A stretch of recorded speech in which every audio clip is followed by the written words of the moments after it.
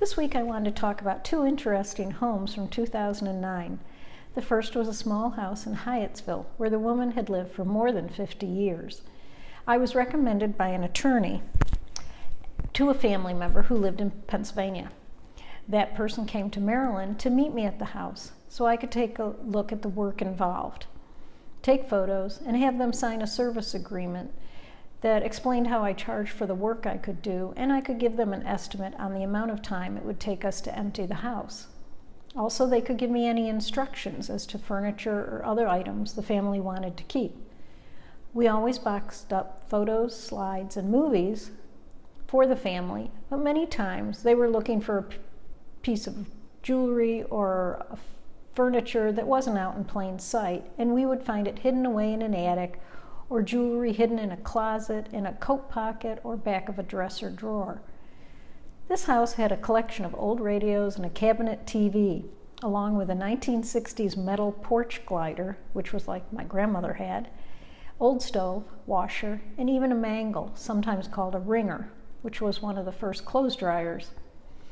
Even though the house was like something out of a 1960s TV show, they had a nice mahogany dining room set, rocker, and dressers. 3 helpers worked with me the first day.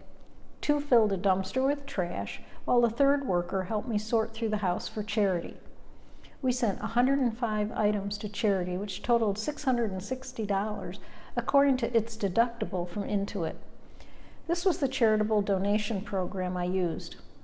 The next day, I worked with Junk to the Dump, who picked up the dumpster and took away a half truck of trash.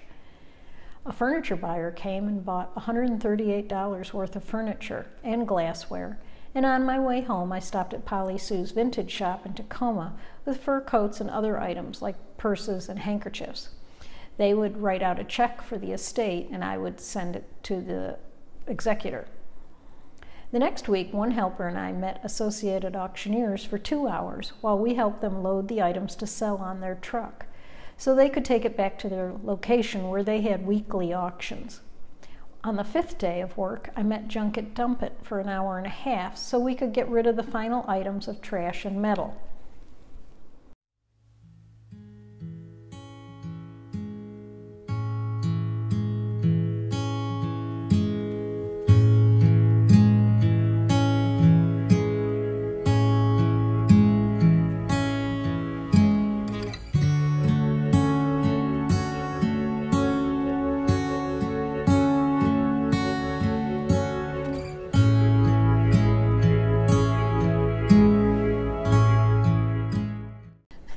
The next house was in a high-rise building in Northwest DC that I enjoyed working in. The staff was helpful, the elevators ran swiftly, we were on the 11th floor, and the view from the apartment was beautiful. You could see for miles. I'm not sure if we were looking at Virginia or Maryland, but it was still impressive. A lawyer from the same firm as the house in Hyattsville recommended me to this executor, who lived in Massachusetts, to clean out the 1-bedroom with den apartment. 6 people were mentioned in the will to get things from the apartment. Certified packaging came to pack up and cart away what was going to be delivered to a Southwest state and a Northeast state where the family lived. The nicest furniture went to them. You'll see from the photos that there were lots of art, cartoons and modern pieces along with older oil paintings. They had taken the wooden case of an old mantel clock and made it into a shadow box. I may do that myself if I find a broken clock in a beautiful case in an antique shop in the future. They also had a flintlock gun and a powder horn displayed on a wall. There was a modern white sectional sofa and a Bose CD player. I worked alone in this apartment because Certified Packaging and Associated Auctioneers were my helpers on this job. There was a 2008 Volvo that went to auction. It only took the auction company 3.5 hours to pack up and load their truck.